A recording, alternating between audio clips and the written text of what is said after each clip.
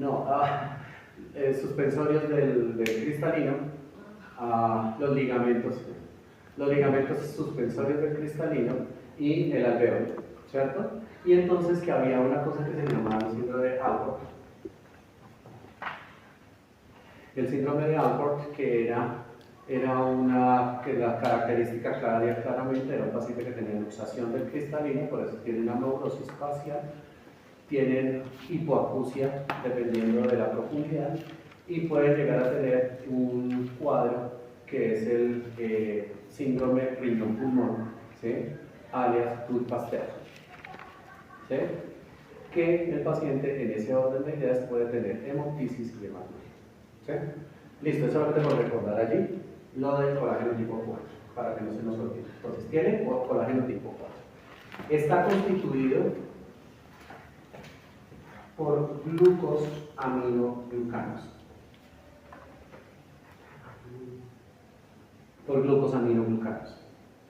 ¿Listo? Y aquí en la punta, si se dan cuenta, en cada una de las terminaciones para iniciar otra cadena, tienen unas estructuras. Y aquí para allá. Tienen unas estructuras que nos dicen allí que tienen un símil a un alfiler, ¿sí? Que tienen una cabecita y un cuerpo. Esto es lo que se llaman los dominus o dominius, ¿sí? Dominus o dominius. ¿Por qué necesito que nosotros como médicos necesitamos aprendernos o saber que la lámina densa está constituida por colágeno tipo 4, glucosaminoglucanos y los dominus o dominius? Porque entre los tres, más hacia el glucosaminoglucano, nos da una carga negativa de la lámina densa. Y ahorita miramos cuál es la importancia. ¿Listas de lámina? ¿Salimos? Bien. Y la última lámina, esta ya sería la tercera, está constituida por los podocitos o pedicelios, podocitos que tienen, nos dicen que parecen una mano. Miren en un segundo. ¿Sí? Este sería un pedicelio y los dedos, es decir, las prolongaciones son los podocitos y pedicelios. ¿Sí? Los podocitos son toda la mano y las prolongaciones son los pedicelios o pedicelios, como los escribimos. ¿Qué es lo que hacen con esta configuración? Si este es el vaso, que es el que estamos viendo, ¿sí? ¿Qué es lo que hacen los pedicelios? Este con este se entrecruzan y hacen esto, ¿sí? Esa capa rodea todo el vaso, ¿sí? Y entonces nos van a dejar estas estructuras, estos espacios, que son los llamados espacios de filtración, ¿sí? O las hendiduras de filtración. ¿Ven? Normalmente hendiduras de filtración. Esas hendiduras de filtración tienen un tamaño específico, es decir, ellas tienen que estar así abiertas, mírenme un segundito, ellas tienen que estar así, no se pueden abrir, no se deben de abrir, ellas tienen que estar así, cerraditas, ¿sí?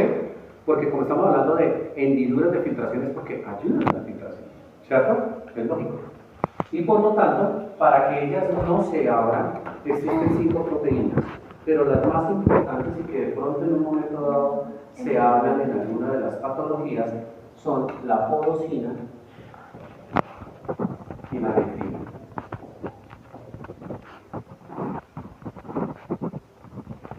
Dentro de las 5 proteínas más importantes, las 2 más importantes que impiden que las hendiduras de filtración se abran, son la podocina y la nefrina. Hay algunas entidades en donde fallan estas dos o fallan alguna de las dos y es cuando comienzan a suceder una serie de cosas. Bueno, ¿quedó entendida la lámina basal glomerular? Ojo porque con base en esto vamos a jugar muchísimo. ¿Listo? Entonces, la lámina basal glomerular está constituida por 3 láminas a su vez, 3 capas. Una capa fenestrada, una lámina densa y los podocitos o pedicelios. Acuérdense que los podocitos eran estos, ¿se acuerdan? Que hacían parte de la capa visceral. ¿Es esto? ¿Sí? Esto es... No. Haz cuenta, lo que te acabo de hacer en el brazo, ya de aquí para allá, hacia afuera vendría esto, que sería el espacio de filtración o espacio de bomba. ¿Sí? Señor. No, tenía... Tu barra está más chino. La barra estás... perdón. arrastrando. La podosmina y la negrura, es decir, ayudan a generar esa hendidura, ¿sí o no? Aquí las hendiduras no se abren. Que la negrura... ¿Listo? ¿Entendido?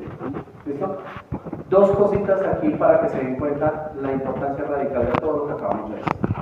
Existen 2 síndromes que son los más comunes y ahí creo que los vamos a hablar en algún momento. Está el síndrome nefrótico Y el nefrítico. y el síndrome nefrítico.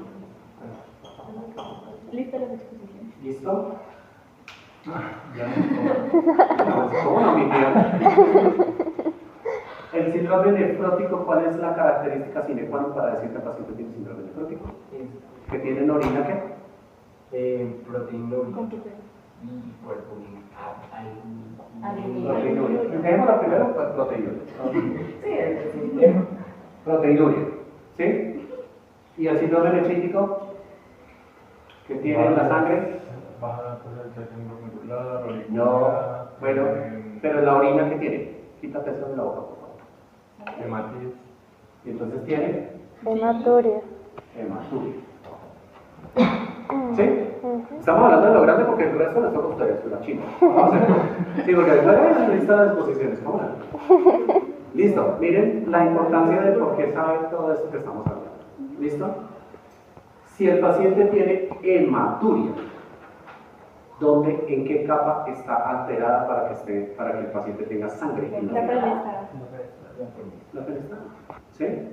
Pero aquí hay un pero. Ya vimos que las fenestras son muy pequeñas en comparación de eritrocitos.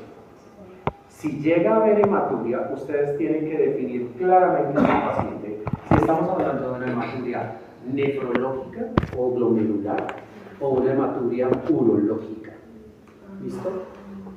Por lo tanto, la característica sine qua non, es decir, que es imparagitable, para que estemos hablando que realmente los eritrocitos están saliendo de aquí arriba, es decir, que hay un daño en la lámina basal, es porque los eritrocitos son dismórficos. Entonces, cuando ustedes pidan, si tienen un paciente aquí, para que no se les olvide, si tienen un paciente con hematuria, ¿qué tienen que pedir? Parcial de orina con morfología de eritrocitos. Cuando yo digo morfología, claramente estamos hablando de la forma del eritrocito. ¿Qué me dice el microbacteriólogo? Me va a decir, el paciente tiene hematuria con eritrocitos dismórficos rotos, alias acantocitos. Si les aparecen acantocitos, ¿de dónde viene esa hematuria? De acá. ¿Por qué? Porque si las fenestras se debieron haber abierto por alguna patología como son las que vamos a ver después. Se debieron haber abierto, pero no lo suficiente para que el eritrocito pase normal, eumórfico. Entonces, como son tan pequeños, él tiene que cambiar su forma o romperse para poder salir. Por eso es que salen acantocitos. Pero había también daño genético que alteraba esa capa, ¿no? Y otra Sí. era por inflamación, o sea, es daño genético la formación Y una por inflamación. y otro por... Sí, aquí digamos, acuérdate que lo que estamos tratando de hacer es solamente la parte anatómica y fisiológica de afán, para que la tengamos en cuenta. Ya después te tocará definirnos todo eso. ¿Listo? Listo. Entonces, hematuria, ya sabemos que la lámina que está dañada sería la fenestra si tienen acantocitos. Ahora, proteinuria. Las proteínas, ¿de qué carga son? Negativa. Entonces, las proteínas son cargas negativas. La lámina densa es carga Negativa. y negativo con negativo, la referencia. Se repele. Sí, ya sé. Negativo con negativo se repele. Razón por la cual, si comienzan a filtrarse proteínas cuando lleguen a la lámina de la chima, se tiene que devolver. Razón por la cual, cero proteinuria, cero microalbuminuria desde ya. Si el paciente tiene proteinuria o microalbuminuria, pueden haber dos causas. O es aquí arriba, o es en el túbulo contorneado proximal, donde es donde se absorben todas las proteínas. ¿Listo? Pero como estamos en acá, entonces miremos la razón. Si llega a haber una proteinuria masiva en rango nefrótico que es por encima de ¿cuánto? 3.5 gramos. ¿Sí? Si está por encima de 3.5 gramos en 24 horas la proteinuria, ¿dónde está el daño? Si estamos hablando acá, en la lámina densa y o. ¿Por qué? Porque los podocitos, ¿se acuerdan que yo les dije que tenían un tamaño específico? Nos hablan aproximadamente de 0.75 microdaltons. Las proteínas son mucho más grandes, razón por la cual no deberían pasar. ¿Sí? Entonces, por ejemplo, si acá se le escaparon unas proteínas por la lámina densa, ¿quién no las debe permitir que salgan? Las hendiduras de filtración. ¿Sí? Ahora, si hay proteinuria en orina, lo primero que yo pienso, hay un cambio en la polaridad de la lámina densa y o los podocitos se abrieron o se borraron los pedicelios. ¿Sí? ¿Entendieron? Ahí la razón de por qué es la importancia que sepamos esto. ¿Alguna pregunta hasta acá? ¿Vamos bien? ¿Servicio? Necesito que quede esto diáfano. Entonces la hematuria urológica tiene los eritrocitos normales, ¿sí? Cuando hagamos pues la orina. ¿Hematuria urológica? Urológica. Cuando estamos hablando de hematuria urológica, ¿de dónde vendría la sangre? De la vejiga. De cualquier parte menos de acá. Ah, ¿Sí? Entonces puede venir de las cálices menores, de los cálices mayores, de la pelvis, de todas. ¿Sí? Y por ejemplo, si tengo hematuria con eritrocitos eumórficos, con un paciente que le está doliendo la zona lumbar, ¿qué es? urológica. Un cálculo. Bueno, mi sospecha sería un cálculo. ¿Sí? Porque viene con hematuria, eritrocitos eumórficos y dolor acá, alias un cólico renal. ¿Sí? ¿Algo acá? ¿Seguros? ¿No repito? Pregunta, el borramiento de los vehículos básicamente es como, o sea, se aplanan y impiden ese diafragma, o sea, impiden esa hendidura, o como que lo cierran o se pierden. O sea, No llama borramiento. Ya no se estricta hasta O sea, ya no están hasta arriba, sino solamente un pedazo. ¿verdad? Dependiendo de la patología. Pero usualmente quedan dañados. Hay unos que forman jivas y otras cosas. ¿Listo? Entonces, ahí, listos. Ahora sí, como dicen que no hay ninguna pregunta hasta acá, entonces nos metemos con la nefrona.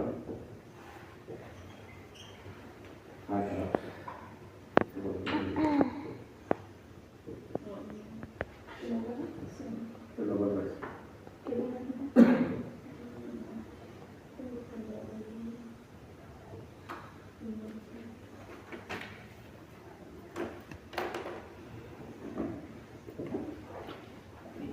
Entonces, bien.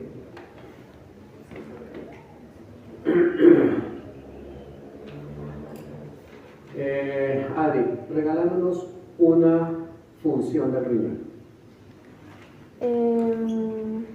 Eliminar desechos. Listo. ¿Y lo elimina mediante? ¿A través de qué? ¿Con esos desechos por dónde se van para ser eliminados? Hacia la vejiga. ¿En qué?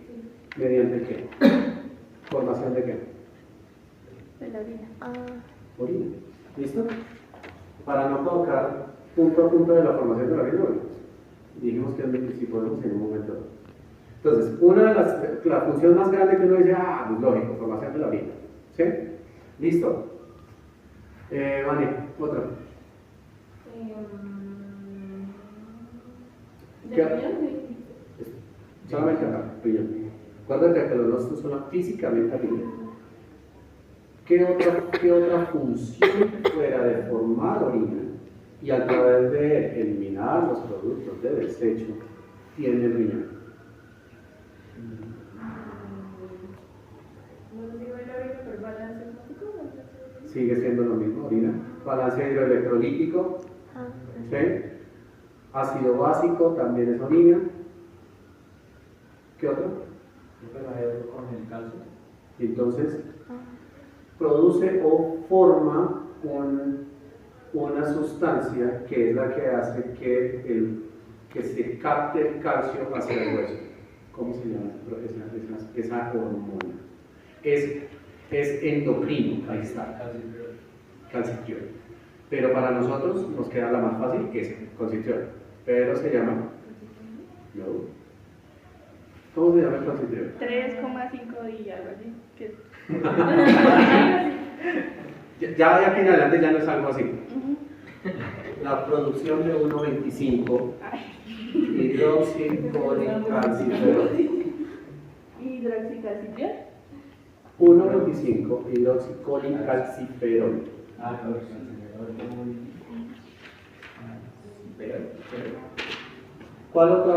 ¿Qué otra función endocrina tiene? Ya vimos formación de 1,25. regular la presión. Con eso se Regular la presión arterial. Entonces, regula presión arterial. Ya ahorita nos metemos con eso. ¿Listo? Regula presión arterial. ¿Y qué otra hormona produce? Perdón. Y supremamente importante para que estén así todos rosaditos, todos bonitos como están.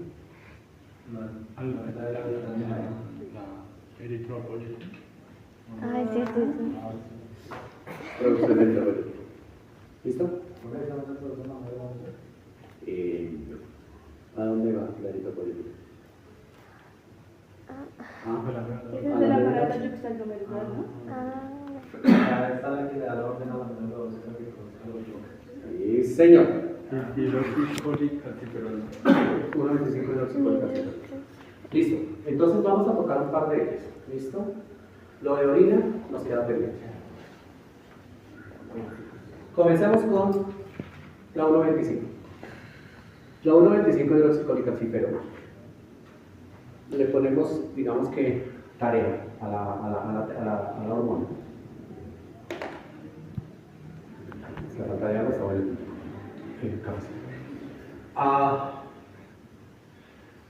La 1,25 hidroxicolicalciferol miren la palabra, es la hormona que va a coger el calcio y lo lleva a absorber. Mira, la palabra es absorber. Absorbe. ¿Listo? Absorbe calcio y lo lleva a todas las estructuras del cuerpo, claramente, porque necesitan calcio. ¿Pero cuál es la estructura que no necesita calcio? El hueso. El hueso. Entonces coge el calcio y lo deposita en el hueso, ¿cierto? Perdón, esa sería su función.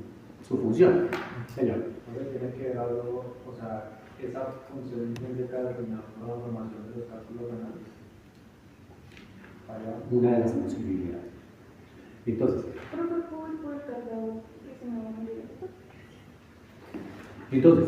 la 1,25 hidroxicolicalciferol va a absorber calcio. ¿Sí? Si estamos hablando que su función es absorción, ¿dónde va a ir a absorber el calcio? ¿En dónde dijo? Donde más hay. Absorber. Mira que, insisto, la palabra es absorción, no reabsorción. ¿Sí? Si yo digo voy a absorber calcio, ¿sí? Yo soy la 1,25. Voy a absorber el calcio para cogerlo y llevarlo a las estructuras, incluido el hueso. ¿A dónde voy a absorber el calcio? Pero es para la reunión, ¿no? Sí, señor. Es dentro de ¿Por dónde ¿En la ingresa? sangre, no? pues, por la arteria aferente, sí, Ok, pero hay una estructura específica. ¿Listo? ¿Cómo ingresan todas las sustancias al cuerpo? Fósforo, potasio, calcio, magnesio, bla, bla, bla, bla, bla. Vía oral. ¿Cierto? Listo. ¿Cuál es la parte más absortiva que tiene el intestino? ¿Señor? Es más metabólico. El intestino delgado. El intestino delgado. ¿Qué parte del intestino delgado? No, pues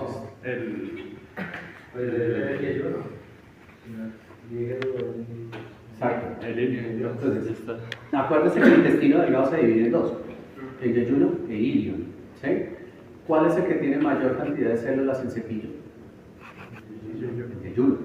Y acuérdense que no se nos olvide, porque aquí también podríamos tenerlo. Entre más células en cepillo tenga una estructura, mayor superficie de absorción se tiene. Razón por la cual el yeyuno es el sitio de mayor absorción que se tiene en el intestino. ¿Sí? Así las cosas, entonces, la 1,25 hidroxicolicalciferol lo que va a hacer es ir al yeyuno para absorber el calcio que está ingresando a través de la dieta. ¿Sí? Y lo lleva y lo deposita en diferentes partes. ¿Ok? Ahora bien, pregunta, si nuestro paciente tiene enfermedad renal crónica en cualquiera de los estadios, por lo general estadio clínico 4 o 5, en donde todas estas funciones que estamos tratando de dilucidar están dañadas, ¿sí? El cerebro dice, venga, marica, me estoy quedando sin calcio, porque como esto está dañado, no tengo 1,25, así que no estoy absorbiendo calcio. Y entonces pone a trabajar a la hormona a las glándulas paratiroideas. ¿Sí? Quienes van a aumentar su producción de hormona paratiroidea. ¿Sí? Pero la función de la hormona paratiroidea es absorber calcio. Reabsorber del hueso. Sí, señor. O sea, Los activa. ¿Sí? Activa los osteoclastos para que reabsorban el calcio que está dentro del hueso y poder suplir las necesidades de calcio que tiene el cuerpo. Pero aquí hay un pero. El hecho de que ella esté tratando de hacer algo que no le corresponde va a hacer que la PTH se suba, ¿sí? Y lo que va a hacer es reabsorber hueso, ¿sí? Razón por la cual la gran mayoría, por no decir todos, de sus pacientes renales van a sufrir de una enfermedad que se llama... Bueno, sí hace parte, pero se llama osteodistrofia renal. ¿Listo? Y que en últimas, ¿en qué se traduce la osteodistrofia renal? Es como si fuese, no lo es, pero se parece como si fuese la enfermedad de los huesos de cristal, en donde el paciente le dio 2 veces se fractura. ¿Sí? ¿Entendido lo de la 1,25? Sí, señor. ¿Cómo se llama? La Osteodistrofia renal. Listo. La 1,25 sale. Nos vamos a ver con la otra hormona, la eritropoyetina, la eritropoyetina, entonces, vamos a hacer acá un recorrido, y es que entra arteriola aferente, ¿verdad? Ya quedó clarísimo. Ovillo glomerular, arteriola eferente. ¿Sí? Sí. Y habíamos dicho que aquí no había circulación, no había una circulación cerrada, ¿cierto? Porque es arteriola, no arteriola venosa. Pero aquí hay una maravilla, como todo en nuestro cuerpo, una maravilla de la naturaleza, y es que de la arteriola eferente, solo ella va a formar la circulación peritubular. ¿Sí? La circulación peritubular, ¿de dónde sale?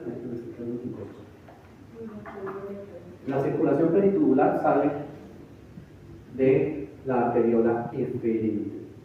¿Listo? ¿Y por qué hablamos de la circulación peritubular? Porque aquí, ahora sí, hay una circulación cerrada, arteriola y venosa. Pero no es como así, ¿dónde puta salió? Pues de la misma arteriola eferente. La misma arteriola eferente forma la circulación cerrada entre arteriola y venosa. La razón, La circulación peritubular, aquí sí ya hay intercambio, por eso que necesita vena. Arteriola eferente, cuando ya sale la arteriola eferente, ella va a formar la circulación peritubular. Y la circulación peritubular es ahora sí una circulación cerrada, en donde va a haber arteriola y vélula. Porque ya de la vélula va a ir a una vena, ¿sí? Y la arteriola a su arteria. Pero que acá, ya en los túbulos, tanto en el asa de como en los túbulos, va a haber intercambio de sustancias. Razón por la cual ahora sí necesita una vélula. ¿Sí? Porque si no hubiese vélula, pues no habría intercambio. ¿Sí? O sea, hay peritubular y hay otro lecho en donde la arteriola referente se convierte en la vena. En la Sí, vena. señora. Cambia, digamos que cambia, claramente cambia de epitelio para formar arteriola y vélula. ¿Sí? Haz cuenta mi arteriola, ¿cierto? Que está en mi arteriola. Cuando sale mi arteriola eferente y yo soy y estos serían mis túbulos, cuando llega acá, ahora forma una circulación cerrada. Arteriola, vélula, pero es solamente ella. ¿Sí? La que formó la circulación peritubular. No me dejen olvidar, antes de que nos vayamos, las nefronas justaglomerares. ¿Listo? Ya después, solamente con eso me dicen ya. ¿Entendí de dónde viene? Sí. La circulación peritubular. Listo. Esa vena que sale ahí, ¿cómo se llama? No, tal cual. O sea, no tiene un nombre específico porque ya sabemos que viene de la arteriola diferente. ¿Listo? Lo único es que ya va a ir a drenar la vena, obviamente no la arteria. ¿Sí? Ahora, ¿por qué traigo a colación la circulación peritubular? Porque en la circulación peritubular tengo conexión de pozos. No de la aferente, de la deferente. Eferente. Acuérdate que la A es la que ingresa. La que ingresa, es la que sale. Mira, acuérdense de la promo que sí. Entonces, ¿por qué? ¿Por qué traigo a colación la circulación peritubular? No me voy tranquila, no te preocupes, yo ahorita les digo algo, sino que estoy tratando de comenzar a ver qué voto. La circulación, entonces, ¿por qué traigo a colación la circulación peritubular que sale de la arteriola eferente? Es porque en la circulación peritubular existen unas células especializadas en los vasos. Recuerden que estamos hablando de la circulación. Existen unas células especializadas que son las que van a formar la eritropoyetina.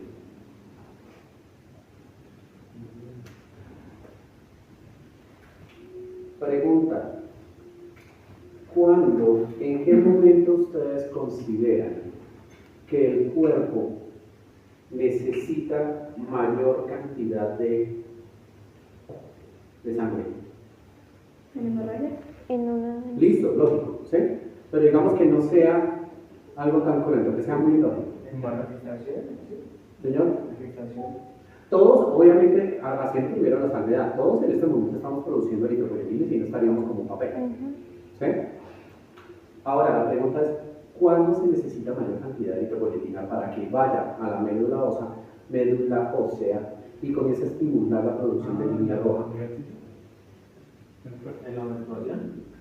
Casi. No, porque estamos hablando de algo fisiológico, pero... ¿Hay algo patológico? Dime. ¿Es algo patológico lo que No. Ah, A ver, puede llegar a ser patológico, pero en un momento dado es como lógico pensarlo. Ahora, antes de que lleguen allá, una de las funciones principales que tiene el eritrocito, ¿cuál es? transportar oxígeno. Transportar oxígeno. Si esa es la respuesta, ¿cuándo se necesita mayor cantidad de eritropoyetina? ¿A mayor altura? Listo. ¿Y eso en qué se traduce en el cuerpo? Hipoxia. ¿Sí? Ahí. Cuando el cerebro sensa que hay hipoxemia, le dice a la señora: marica, hágale, necesito eritropoyetina para que vaya a la médula y me comience a estimular la producción de línea roja. ¿Sí? E insisto, lógico, ahorita estamos produciendo. Lo único que quiero es que quede claro que su Su mayor acción, podemos decirlo así, es cuando se requiere mayor cantidad, obvio, de eritrocitos. Pero desde el punto de vista fisiológico, posteriormente fisiopatológico, es cuando estamos en hipoxia. ¿Sí? Perdón, porque eso significa que necesitamos mayor cantidad de eritrocitos. ¿Sí? ¿Cuánto es la hemoglobina normal hacia arriba? Estamos hablando de es la misma eritropoyetina, perdón, es la misma hemoglobina que se maneja en Cartagena. No. ¿Por qué aquí necesito más? Por la altura, porque es más poca cantidad como de oxígeno y toca como producir más glóbulos rojos para que la capten. Y los se ha llevado a los tejidos. Esa es la razón. ¿Por qué creen que es epocoso? Sabemos que es epocoso, ¿no? Si lo que nosotros decimos epocoso para nuestra enfermedad, epocoso, ¿sí? La hemoglobina del epocoso es muy alta, ¿no? Ellos tienen hemoconcentración, 20, 18, 20 de hemoglobina. ¿Por qué? Porque como digamos, Es un mecanismo de intentar captar lo máximo de oxígeno. Exactamente. O sea, tienen que tener mayor cantidad de disponibilidad de eritrocitos para llevar la misma cantidad de sangre de oxígeno que podemos estar llevando porque no tenemos instrucciones. ¿Sí? ¿Entendida la eritropoyetina? Sí. En las células especializadas, no recuerdo ahorita el nombre, sé que tienen un nombre especial, no recuerdo el nombre en este momento. Son unas células especializadas que se encuentran en la circulación pericular. ¿Listo? Listo, Evo. Y ahora, tensión arterial.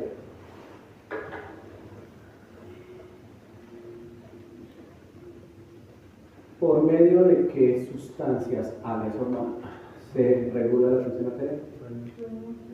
Renina, que se transforma en angiotensina.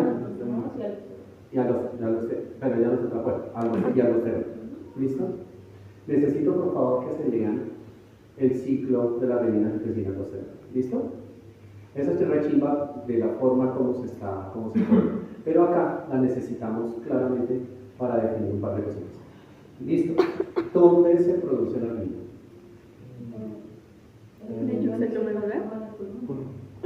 Listo, se produce en el riñón. ¿Qué parte del riñón? ¿En qué parte específica del riñón se libera la renina? No sé la suprarrenal. Acuérdate que la suprarrenal no hace parte del riñón. En el aparato Es una glándula que está superpuesta al riñón, pero si tú quitas el riñón, la suprarrenal persiste porque ya no es del riñón. ¿Listo? en el yuxtaglomerular. Eso es el aparato yuxtaglomerular. Listo. ¿Dónde está el aparato yuxtaglomerular? En el polo vascular entre la arteriola aferente, las células mesangiales y unas células que hay en el túbulo, ¿no? ¿Casi? No, pues creo que hay mucho un recorte de la esta capa, ¿no? No, porque estamos, ya esto es macro, ¿verdad? Tenemos que irnos a micro, que sería el aparato yuxtaglomerular. Entonces, Está como por debajo de la corteza. no porque insisto, es lo mismo que estaba diciendo, es macro. ¿Sí? En el polo vascular. ¿En dónde?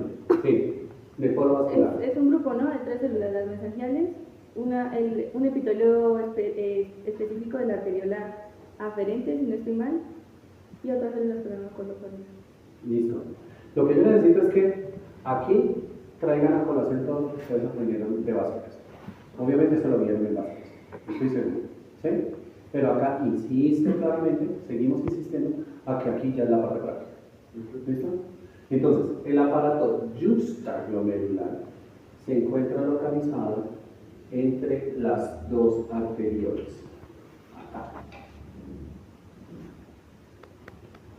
Por lo tanto, si nos damos cuenta, el túbulo contorneado distal, miren cómo me inclino, miren un segundito, ¿verdad? Venía la sangre, ¿verdad? Y el túbulo contorneado distal, ¿qué hizo? Hizo una curva, se metió entre las dos arteriolas abrazan el túbulo contorneado distal y en ese punto exacto donde las arteriolas abrazan el túbulo contorneado distal, eso es el aparato yuxtaglomerular. En últimas, el aparato yuxtaglomerular ¿de quién es? Del túbulo contorneado distal. ¿Sí?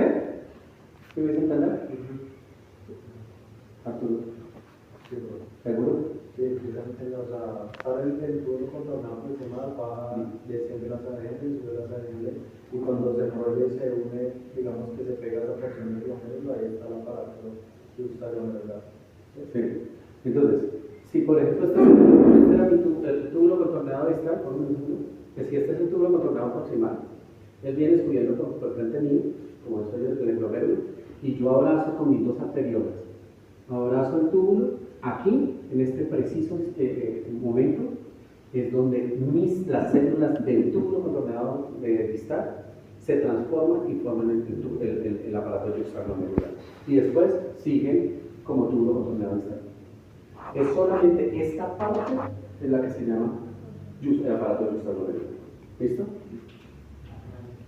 Entonces, nos vamos a traer. Estoy lleno de volumen. ¿Por verdad que solo en esa parte se produce la renina? No, no es la única parte, pero es la que principalmente, por no decir casi el 99% de la cosa. ¿Listo? Entonces, nos vamos a traer, como dirían sus compañeros, vamos a hacer un zoom a el aparato juxtaglomerular. ¿Listo? Entonces, tendríamos aquí arteriola aferente, arteriola eferente, y en medio de ellas El oído. El túbulo contorneado. el aparato juxtaglomerular, es decir, el túbulo contorneado distal siendo abrazado por las dos arteriolas, pero que ahora se va a llamar aparato juxtaglomerular. ¿Listo? Acuérdense que la palabra juxta era al lado de o cerca a, ¿cierto? Entonces, el aparato juxtaglomerular está constituido por dos tipos de células. Están las células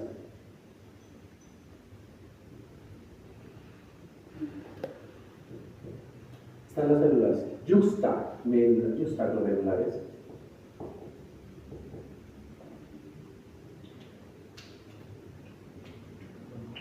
y están las células mesangiales. ¿Listo?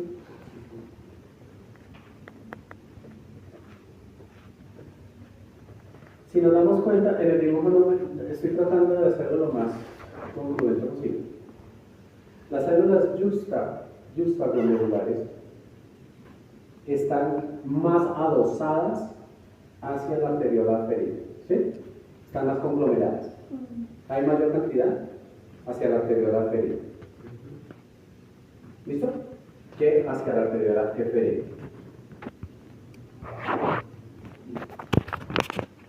Perdón, dije una mentira. Están las células de la mácula densa.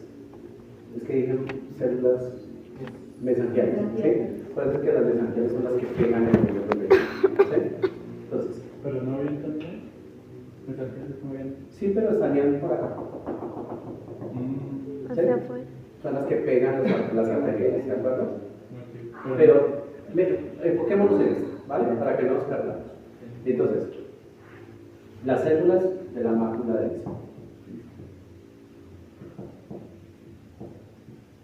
¿Sí? Entonces, las células juxtaglomerulares están en la periferia del túbulo, ¿verdad? Es decir, en la periferia del aparato juxtaglomerular, mientras que las células de la mácula densa están por dentro del túbulo contorneado. ¿Sí? En ese preciso espacio. ¿Me la llevan? Sí. ¿Seguro? Listo. Ahora, ¿qué tengo que tener en cuenta? Las células juxtaglomerulares son varoreceptoras,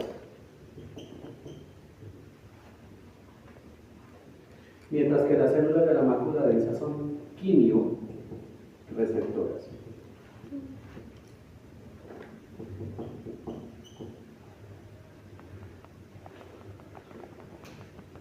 ¿Listo?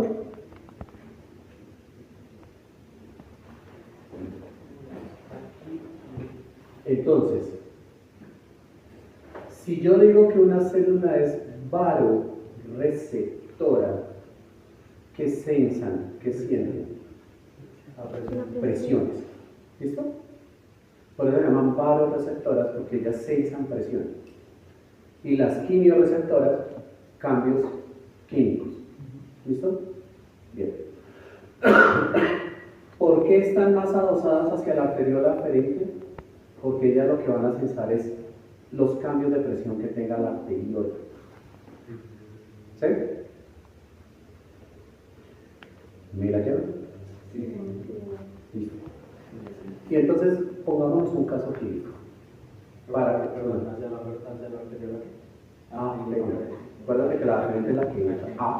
A es la que entra. AE es la que sale.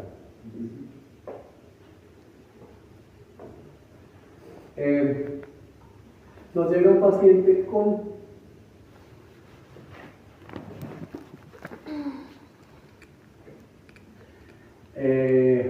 está haciendo ortostatismo. ¿Sí? El man está acostado y cuando se levanta comienza a tener sensación vertiginosa. Le toman la atención y el hombre está 80-40. ¿Sí? Primero de todo, pregunta, ¿cuál es el diámetro de la arteriola aferente? No en números. ¿Ella es vasodilatada o vasoconstrictiva? Constreñida. Aferente, vasoconstrictiva. Eferente, vasoconstrictiva. Vasodilatada. Listo. Pero le dije que no pierdas de vista los diámetros. ¿Listo? Si un paciente está haciendo hipotensión, ¿cómo estarían las arterias? ¿Vasodilatadas o vasodilatadas? O sea, la ¿Si tiene hipotensión?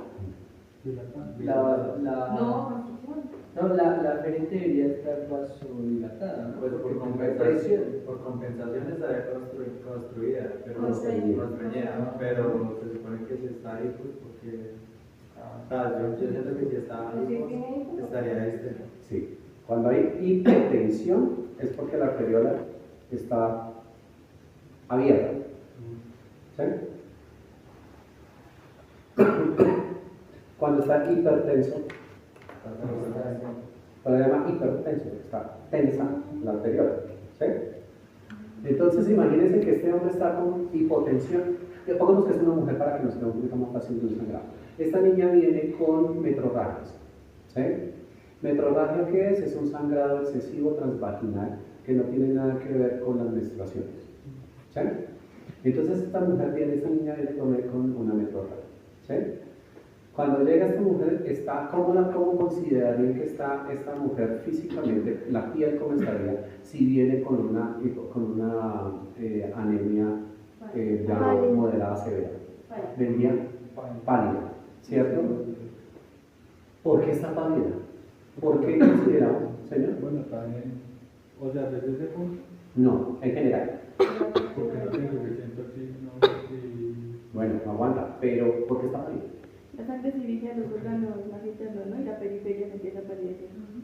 ¿Cuál es el órgano más grande que tenemos en el cuerpo? La piel. La piel. ¿Sí? ¿Es un órgano blanco? No. ¿Cuáles son estos órganos blancos? Cerebro, Corazón. Apréndanse. ¿Sí? Cerebro, corazón, riñón. ¿Sí? Cerebro, corazón, riñón. Son los tres órganos blancos. ¿Sí? Por lo tanto, siendo la piel el órgano más grande, ¿al cerebro le importa tener perfundida a la piel? No. ¿El que quiere? Perfundir sus órganos blancos. Cerebro, corazón, riñón. Por lo tanto, le quita la circulación a la piel, le disminuye la circulación a la piel, razón por la cual se vuelve pálida. ¿Listo? Listo, la señora viene pálida, viene taquicárdica, bueno, todo el cuadro de una anemia, ¿sí? Pero imagínense entonces, ¿qué está pasando acá? ¿Qué necesita? Como estamos hablando que es un órgano blanco, ¿verdad? El riñón. ¿Qué es lo que él quiere mantener? El riñón, ¿qué es lo que necesita mantener bien para que no se dañe? La perfusión, su perfusión, ¿cierto? Para así mantener la tasa de filtración glomerular, ¿cierto? Por lo tanto, si él necesita mantener su perfusión, ¿sí? ¿Qué requiere hacer en su arteriola aferente? Frescos, piensen. Tú dices dilatarla. Tú dices constreñirla. ¿Con quién están de acuerdo? Tú con Carla, tú con Carla, con Arturo. ¿Tú con Arturo? André. Profe, ¿lo podrías explicar? Me perdí. Vamos a explicar. Me perdí. ¿Qué estamos diciendo? Si está en esas condiciones la paciente, si está hipoperfundida porque la sangre se le está saliendo. El riñón, el cerebro tiene que perfundir sus órganos blancos a él mismo, el corazón y al riñón. ¿Sí? Estamos ahora metemos aquí hacia el riñón, que es lo que nos interesa en este momento. Le estamos preguntando es, la arteriola aferente para mantener la tasa de filtración glomerular que ya hablamos, ¿sí? ¿Qué necesita hacer? ¿Vasoconstreñirlo o vasodilatarse? Vasodilatarse. Vasodilatarse. ¿Ah? Vasoconstricción. ¿Sí? Entonces, nunca olvidemos, antes de que se me pase, para que la tasa de filtración glomerular se mantenga sobre los 125, para que se mantenga sobre los 125 mililitros por minuto por 1.33 metros cuadrados, ¿sí?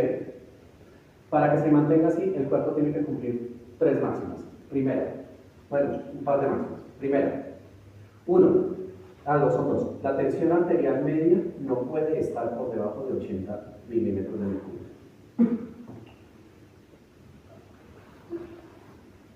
Entonces, para que la tasa de filtración glomerular se mantenga, una de las máximas es que la tensión arterial media no baje no esté por debajo de 80 milímetros de mercurio.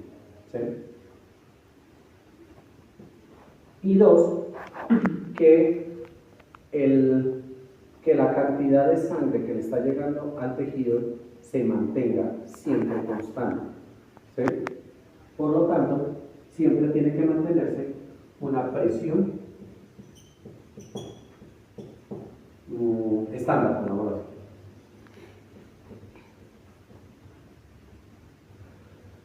Por lo tanto, si una paciente, en este caso nuestra paciente, pongámosle el nombre, custodia, ¿sí?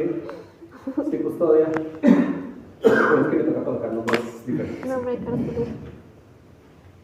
Si custodia viene con sangrado, ¿sí?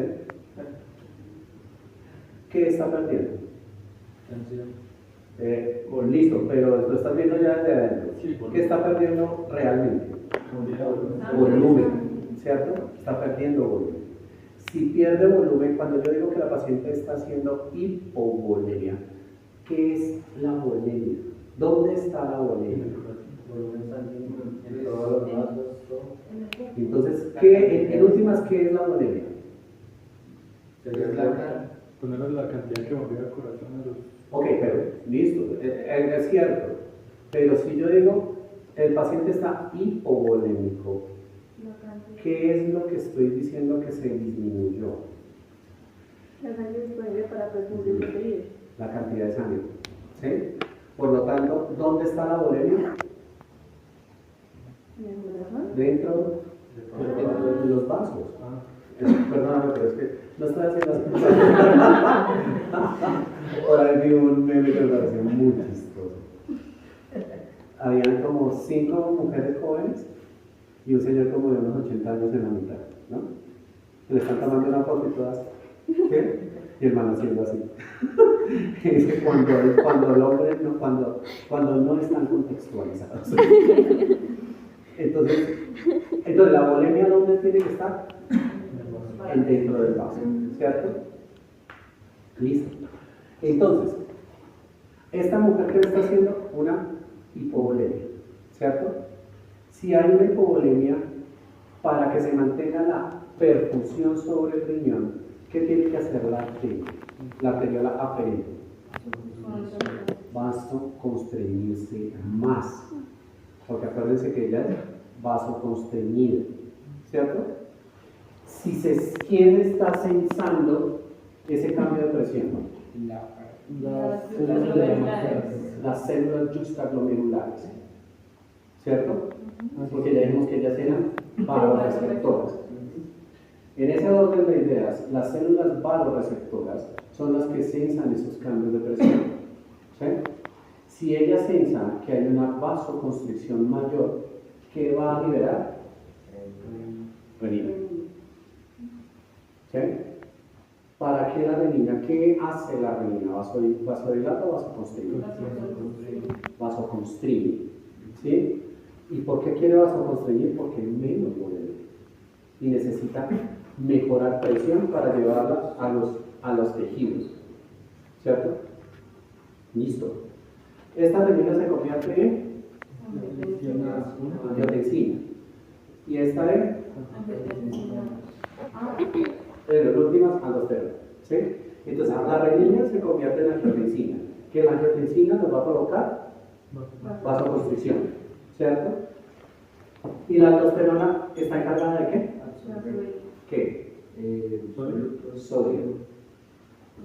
Ella está encargada de retener sodio. ¿Sí? Por lo tanto, si hay menos cantidad de sangre, ¿verdad? La angiotensina va a vasoconstricir para mejorar perfusión distal. ¿Sí? Y la aldosterona va a tratar de mejorar la retención de sodio. ¿Para qué quiere retener sodio? Para absorber agua, porque acuérdense que el sodio atrae al agua. ¿Sí? ¿Quién sensa esa necesidad de sodio en el aparato de externo? La mácula densa. La mácula. La mácula densa dice, marica, hay menos sodio. ¿Qué necesito hacer? Retener sodio. ¿Sí? Y ella es la que es encargada de hacer como el timbre al resto del glomérulo en las zonas donde se retiene el sodio, para que a través del sodio se retenga agua y mejore volemia. Y al mejorar volemia, ayuda su nombre lo indica, a mejorar la volemia, la mayor cantidad de agua dentro del vaso, y comienza a nivelarse nuevamente el cuerpo. Pero inicialmente, ¿qué se produjo? Una vasoconstricción, que se traduce, si yo digo que hay una vasoconstricción en la arteria, ¿cómo se llamaría? Si hay una vasoconstricción a través de la angiotensina, la angiotensina trabaja sobre qué vasos, arterias, venas o linfáticos. Arterias, ¿cierto? Así que la angiotensina, ¿qué provoca en la arteria? Constricción. Eso se traduce en ¿cómo se llama eso en últimas? Fisiológicamente, no la arteriol, no la arteriosclerosis. Aumenta presión. ¿Y eso se llama? Chimbo. ¿Qué hace con la tensión? ¿La sube o la baja? Entonces se llama hipertensión. Chilenos, póngale cuidado a cómo va la cosa. Si se vasoconstriñen las arterias, ¿en qué se traduce en el paciente? En un aumento de la tensión, ¿cierto? Y si retengo sodio y agua a través del sodio, ¿qué aumento? Volemia. Y si aumento volemia en los vasos, ¿en qué se traduce en últimas en la tensión? Hipertensión. En hipertensión, volemio dependiente. ¿Y cuál es la otra condición? ¿Señor? ¿Cuál es la otra condición? ¿La tensión arterial media? No, que había tres condiciones. No, era dos. Es que parece que era dos. ¿Sí? Entonces, por eso es que... Por eso es que rayo por todo el año.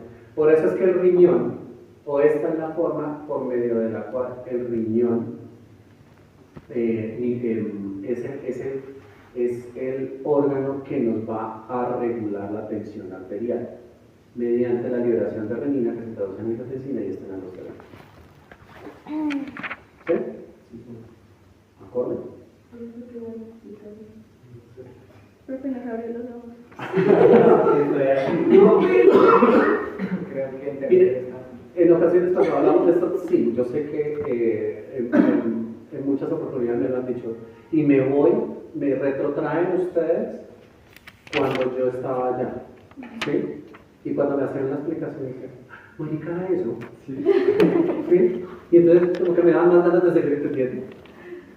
Entonces, eso, ¿verdad? O sea, así es la parte rápida de cómo se regula la tensión arterial. ¿Sí? Pero ¿dónde realmente todo es el meollo del asunto? Del aparato extraglomerular y sus arterias. Por alteración, bueno, o por cambios inicialmente vasoconstrictores, que ellos son los que inician todo. ¿Sí? Pero entonces el aparato sí son ambas anteriores. Sí, señor. Ah. Lo que pasa es que, mira, ¿te acuerdas con lo que estábamos diciendo? Mira, aquí está en medio pegado al medio de las dos. Pero las células yuxtaglomerulares están más adosadas o hay mayor conglomerado, mayor cantidad hacia la arteriola aferente, porque ahí es donde se va a censar los cambios de tensión. Porque ellas son las que ingresan, ¿sí? Para formar el ovillo glomerular. Está fuera del paso. Sí, señor, acuérdate que se está en la periferia. Okay. ¿Listo? Ahora, existen dos tipos de hipoperfusión. ¿Listo? Entonces, habíamos dicho que, pues puta, pero con esta rayada que tengo acá, ¿sí?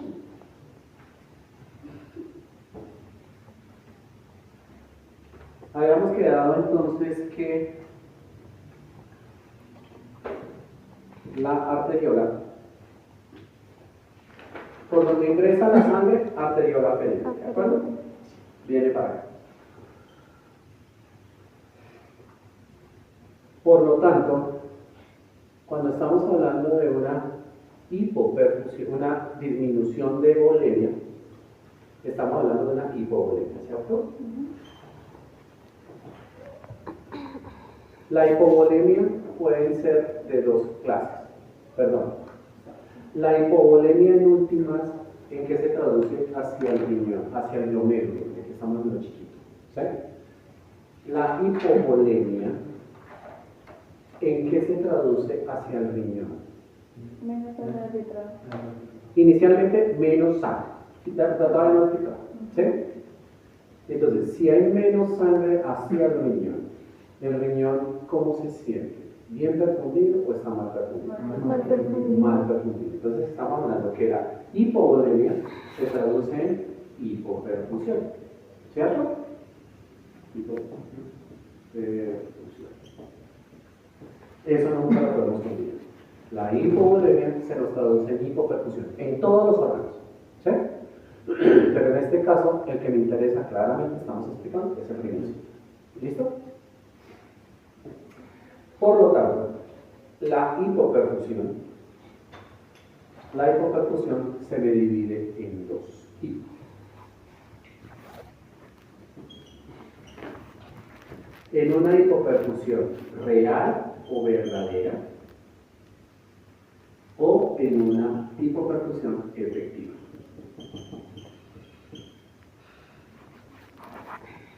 Y ahorita me van a dar la razón de por qué. ¿A qué suena toda esta carrera? Y ahí van a decir otra vez, ¿sí? Entonces, hipovolemia. La hipovolemia se traduce en hipoperfusión hacia los tejidos. La hipoperfusión son de dos clases, pueden ser de dos clases, real o verdadera o efectiva. ¿Sí? ¿Cuándo estamos hablando de una hipoperfusión real o verdadera? Cuando, en este caso, la sangre se pierde realmente. Por eso se llama real o verdadera. Pongamos, solamente vamos a colocar aquí un ejemplo, hemorragia. Solo vamos a decir que cuando se pierde la volemia, cuando hay una hipovolemia por pérdidas reales, ahí está, se produce una hipoperfusión real o verdadera. Además de la hemorragia, otra, ¿cómo hace para perderse la volemia? Esa es fácil. ¿Deshidratación? Tal cual. ¿Sí? Todo lo que haga que el líquido que debiera estar dentro del vaso, que salga. Pero lo estamos diciendo, una salida real. La hemorragia de la señora de custodio, se le está saliendo la volemia. ¿Sí? El paciente que está con diarrea, vómito, ¿qué le está saliendo? Es la bulimia, papi. Por eso es que está deshidratado. ¿Sí? Y eso me va a llevar a una hipoperfusión. ¿De qué tipo? Porque se está saliendo. Un tercer espacio, por ejemplo, un paciente con pancreatitis. ¿Sí? Que está haciendo asitis. Pero eso es el agua. Sí. Bueno, en doña Custodia era la sangre. O sea, cualquier líquido. Claro, acuérdate que bulimia es líquido. Que en ese líquido vayan células es otro tema. Okay. ¿Sí? Entonces, ¿queda claro cuándo es real o verdadero? Cuando se sale del vaso. La sangre, el líquido, ¿dónde tiene que estar? Aquí metido. Si se llega a salir, llamémoslo por cualquier causa, si se llega a salir, aquí hay una hipovolemia. ¿Sí? ¿De qué tipo? Real o verdadero. ¿Sí? ¿De acuerdo? ¿Cuándo es efectiva? Cuando la volemia sigue siendo la misma, pero su nombre indica efectivamente no llega a los tejidos. ¿Cuándo se les ocurre una? Inicialmente podría ser, pero acuérdate que es real o verdadera porque se está saliendo del vaso. Una tipo de arterioma. Todo va muy hacia la bomba. ¿Sí? Cuando viene una falla cardíaca. ¿Sí? Por lo general es muy directamente relacionado con corazón. Un infarto me puede llevar a una hipoperfusión efectiva. Un tromboembolismo pulmonar me puede llevar a una hipoperfusión efectiva. Por eso existe una patología que se llama síndrome cardiorrenal. Cuando falla la bomba que se lleva la función del riñón. ¿Por qué? Por una hipoperfusión efectiva. ¿Sí? ¿De acuerdo? No, pero no, ese es como... ¿Cardiorrenal? Sí. Un paciente con insuficiencia cardíaca. Okay. ¿Sí? Un paciente con insuficiencia cardíaca. Pues puta, pero es que me pones a hablar mierda. No, eso no importa. Lo que pasa es que yo soy de las personas que si voy a decirlo, tengo que decir completo y si no, me siento traumado. Ay, no, puta. Ahorita te lo digo porque eso es re largo. Un paciente con un infarto, para que nos quede más fácil. ¿Sí? Un paciente con un infarto, ¿qué va a pasar con la bomba? Y digamos que en ese momento está con infarto. ¿Sí? El infarto en el tejido, ¿en qué se traduce? En necrosis del tejido, ¿cierto? Por lo tanto, digamos que es un infarto cuasi masivo. ¿Qué pasa si la bomba ya no está funcionando lo suficientemente bien? ¿Qué pasa con la fracción de eyección? Disminuye. ¿La sangre se le está saliendo? No. ¿Qué está pasando? Que la bomba no está haciendo lo suficiente para mandar la sangre ¿hacia dónde? Hacia sus tejidos, incluidos claramente sus órganos blancos. Y al no hacerlo, ¿en qué se traduce? Pero cardiorrenal, porque específicamente renal. Sí, síndrome pues, cardíaco central, porque va a afectar todo. Pero acuérdate que se lleva uno de los tres órganos. Y en este caso se está llevando el riñón. En el caso de que afecte primero el riñón. Es que es el que primero se va a afectar. Entre el cerebro. Acuérdate que los tres que necesito que estén perfundidos, ¿quién son? Corazón, cerebro, corazón, riñón. El resto me importa 5. Si yo fuese cerebro, le digo, me importa 5 su páncreas, me importa 5 su intestino, etc. ¿Sí? A mí lo que me necesito es que esté bien perfundido. Riñón, cerebro, corazón. El corazón es el que está jodido. Si deja de bombear bien, ¿a quién va a dejar de hipoperfundir? Al cerebro y hasta el riñón. ¿Sí? Pero el que primero más lábil en sus tejidos es el riñón. Y entonces va a haber una hipoperfusión. ¿De qué tipo? Efectiva. Porque no se está saliendo la sangre. Lo que pasa es que no está llegando la sangre. ¿Sí? ¿Y qué va a pasar? Que la perfusión, cuando estamos hablando de perfusión, va a disminuir entonces la cantidad de sangre que está llegando a la areola aferente. Ella hacia el glomérulo, hacia el ovillo glomerular, Y en el ovillo glomerular, ¿qué es lo que se lleva a cabo? Filtración. Es decir, la tasa de filtración glomerular. Si disminuye la cantidad de sangre hacia el ovillo glomerular, ¿qué pasa con la tasa de filtración glomerular? Disminuye, se cae. Y quedamos que la tasa de filtración glomerular, si se cae, significa daño renal. Porque puede comenzar a presentar necrosis. Necrosis tubular o necrosis glomerular. O sea, la única que riga es la diferente. En este momento, la llegada, sí, claro, porque acuerdo que es la que llega. No, o sea, con la diferente es el único del sistema tubular. No, ya. Entonces, la única que estaría percutiendo desde el punto de vista distal aproximal sería la arteriola aferente, pero lo que tienes es que estás teniendo toda la razón. Si me baja tasa de filtración glomerular acá, disminuye perfusión, ¿qué pasa con la arteriola aferente? Hacia arteriola aferente, ¿qué pasa? También disminuye la perfusión. ¿Y quién es lo que hace la arteriola aferente? No, ¿cuál es su función? Irrigar todos los túbulos y hacer todo el intercambio. Por lo tanto, hay una microcirculación que la veremos después, que sale de los vasos peritubulares, que son los que irrigan las células que están formando el túbulo.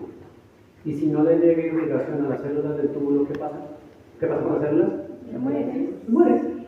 Y provoca entonces una necrosis.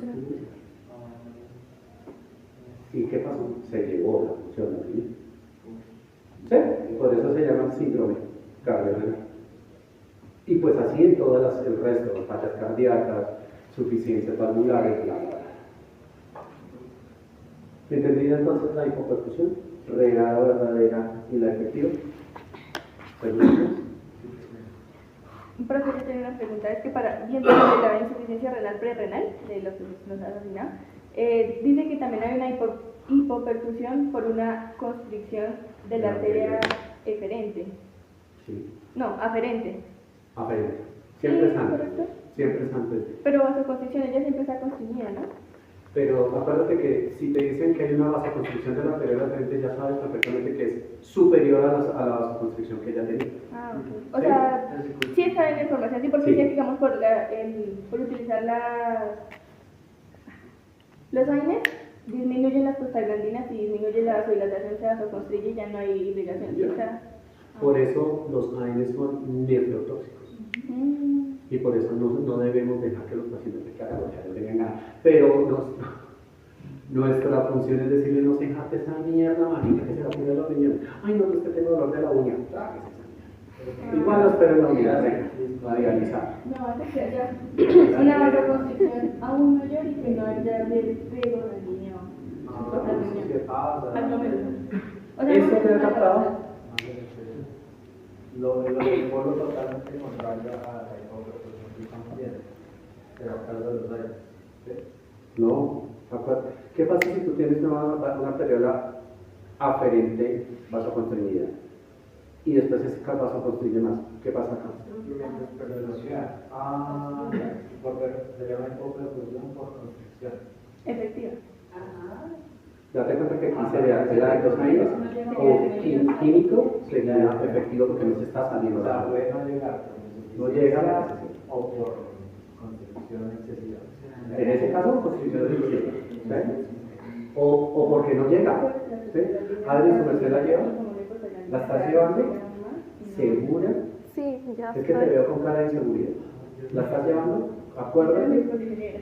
Hay una cosa, perdónenme muchísimo, un paréntesis. Acá estamos 7 personas que estamos tratando de entender ciertas cosas, ¿de acuerdo? Y a mí, en este caso, si yo fuese alguien que estuviese sentado ahí, al que le importa saber es a mí. No sé ustedes cómo lo están entendiendo si fuesen mis compañeros. Si ustedes lo están entendiendo, una chimba. Pero si yo no entendí, ¿a quién le importa que vaya a entender? Pues es a mí, porque yo soy el que voy a en un momento dado llevar esto a un paciente, no lo que digan los demás. Por eso, si tengo una pregunta, la hago, me importa cinco que suene boba o pendeja, como a veces dicen, aquí no hay de ese tipo de preguntas. Aquí hay preguntas que requieren respuesta. ¿Listo? Así que si se sienten inseguros, no miren a sus compañeros, soy yo el que tengo que aprender. ¿Listo? Porque yo soy el que voy a ser un profesional de la salud. no me voy a llevar a ustedes como compañeritos míos pegados a la espalda al rural para que me salven de mierdas cuando tengan mierda de vaya. ¿Sí? Entonces, los que tienen que aprender son ustedes. Entonces, lo que les importa son ustedes, no el resto. ¿Listo? Que si el resto tiene mayor posibilidad de entender, bacanísimo, yo no entendí. Háganme todo lo que me explica. ¿Listo? Entonces, lo digo en general, no estoy diciendo por nadie en particular, sino es para que entendamos que estos días que quedamos acá es para aprender y para entender. Y si yo no lo sé, ya les dije que a mí me importa 5, decirles, vengan, no entendí un culo, yo tampoco estudiemos. ¿Sí?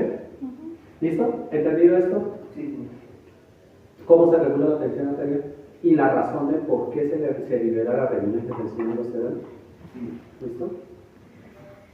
Listo. Y por último.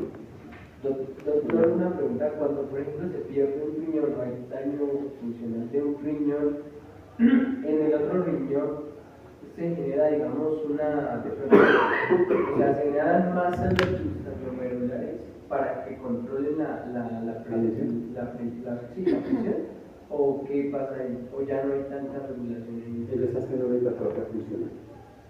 Ah, En cada riñón se lo han documentado entre 800.000 a 1.000.000 de nefrones. ¿Sí? Si uno de los dos riñones se le hace nefrectomía o se pierde, el otro riñón toma el mando, hace una hipertrofia funcional y toma el mando de los dos.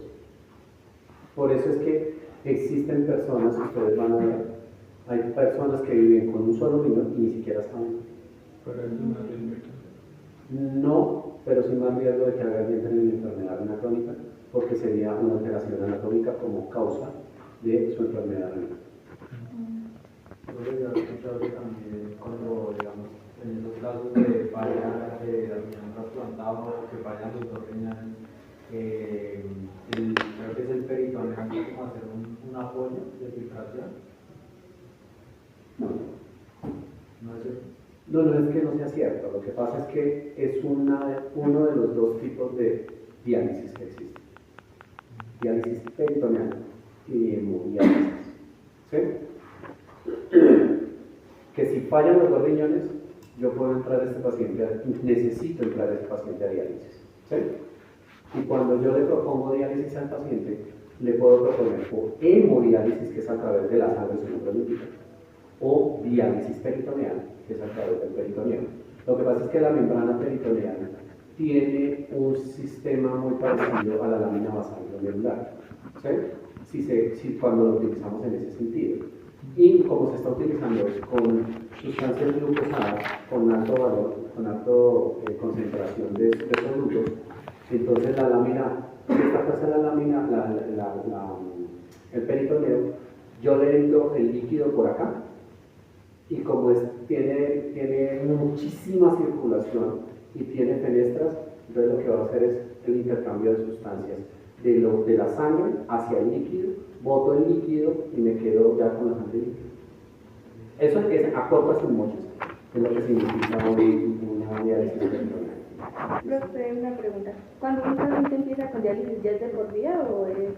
No necesariamente, hay pacientes que se llaman enfermedad renal crónica avanzada, que son pacientes que tienen enfermedad renal crónica, pero no están en el estadio clínico 5, sino pueden estar 3A, 3B, 2 o lo que sea, y que por una enfermedad espelomorfal, que por una enfermedad subyacente se le tire la función renal y haya que meterlo a diálisis, pero cuando se comienza el manejo a esa enfermedad que se le tiró la función, vuelve otra vez a su estadio clínico, ¿sí? Y se le quita la diálisis.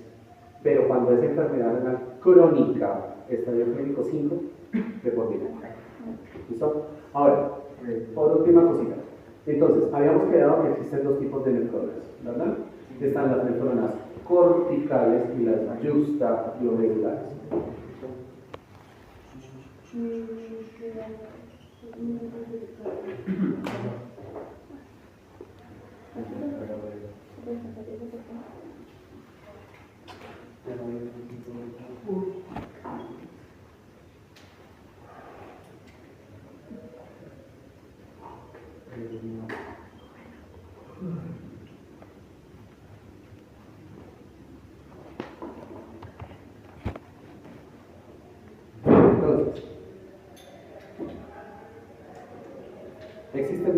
nefronas.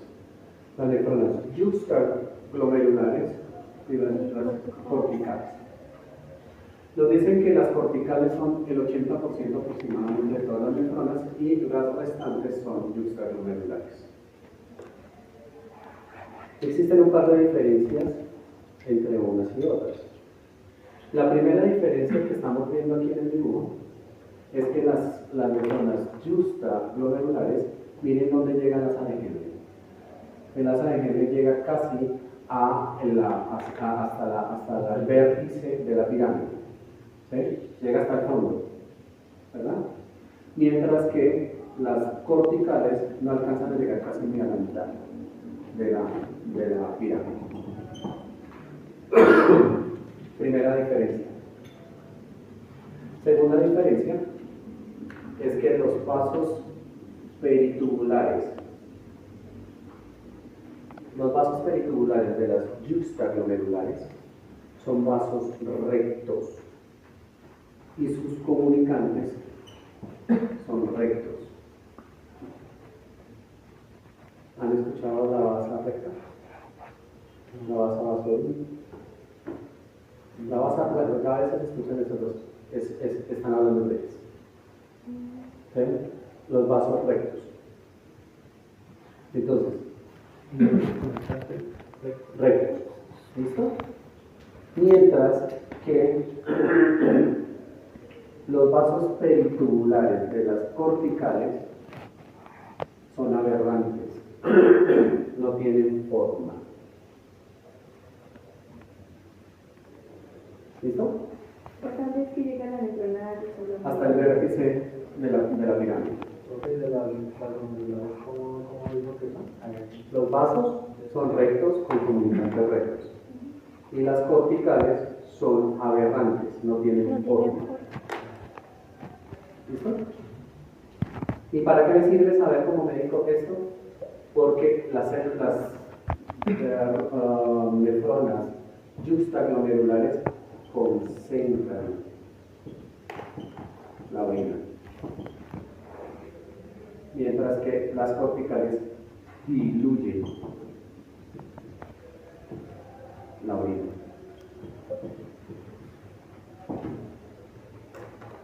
Todos hemos visto estas orinas en nosotros mismos. Un ejemplo. En la mañana, cuando ustedes se levantan muy a las 5 de la mañana a hacer chichi, ¿cómo está la orina? Amarilla, ¿cierto? Es concentrada.